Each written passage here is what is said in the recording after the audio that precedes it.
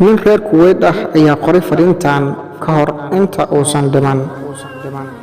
Markaan dhinto ama geeriyoodo ma murugoon doono, muhiimaduna ma saari doono jirkaygii baaliyoobay. Walaaladaydii muslimiinta ah ayaa qaban doona waxa ku waajibka ah.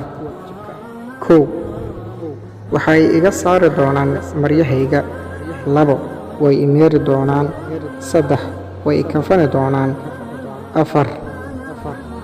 Gurigaygii bay iga saari doonaan. 5. Waxay ii qaadi doonaan gurigayga cusub, micnihii qabriga. 6.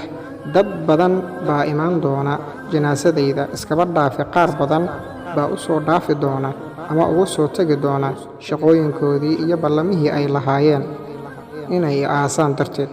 7. Waxyaabo ayaa iga hari doona.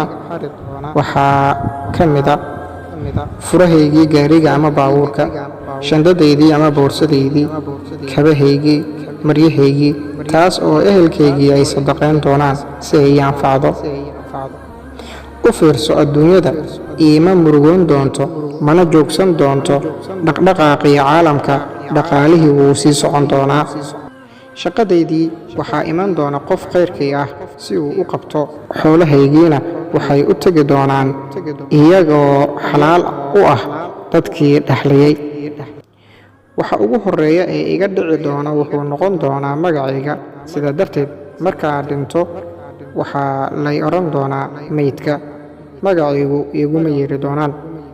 Marka ay doonayaan inay igu dukadaan oo ay soo diyaariyaan janaasadayda, iguma yeeri doonaan magacaygii.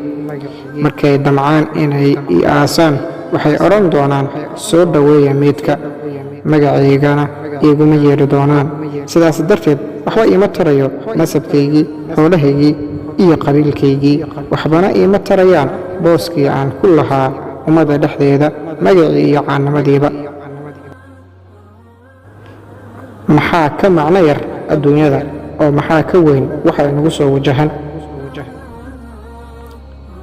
Haddaba walaalka iyo walaashan nool ee fariintani soo gaartay, waxaad ogaataa cidda kuu murugoonaysa waxay noqon doontaa 3 nooc. 1. Dadkii ku yaqaanay si guud waxay u dhahayaan miskiinkii, allahayow u naxariiso. 2. Saaxiibada waxay murugoon doonaan saacado kooban, maalmo kadib waxay isaga noqon doonaan sheekooyinkoodii iyo qosolkoodii. 3. Murugada qotada dheer waxay ahaan doontaa dhanka gurigaaga. Waxay murugoon doonaan ehelkaagu toddobaadyo, bil, 2 bilood ama sannad. Intaa kadib waxay ku dhigi doonaan qaybta xasuusta. Way dhammaatay sheekadaadii dadka dhexdiisa, waxaa bilaabmay sheekadaadii dhabta ahayd. Waa aakhiro. Waxaa kaa suulay oo kaa dhammaaday quruxdaadii, maalkaadii, caafimaadkaadii, carruurtaadii, guryahaagii iyo fooqyadaadii, guurkaagii iyo xaaskaagii. Kumana harin ilaa camalkaagii mooyaane. Waxaa kuu bilaabatay noloshaadii dhabta ahayd. Su'aasha haddaba taalla waxa ay tahay, maxaad u diyaarsatay qabrigaaga iyo aakhiradaada hadda? Tani waa xaqiiqo u baahan in loo fiirsado. Sidaas darteed, ku dadaal walaal. 1. Waxyaabaha Ilaahay ku faray, sunnayaasha, sadaqada hoos loo bixiyo, camalka wanaagsan ee saalixa ah, salaada habeenkii la dukado, salaatuleylka. Waxaa laga yaabaa inaad badbaado.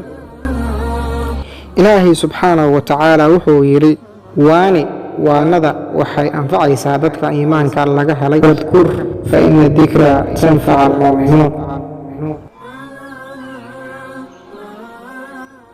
Kelimadda wanaagsani waa sadaqo. Fadlan walaal, adigoo mahadsan, sheer dheh oo la wadaag walaalahaaga kale ee aad khayrka la jeceshahay si ay uga faa'iidaystaan muuqaalkan qiimaha badan leh. Mahadsanid.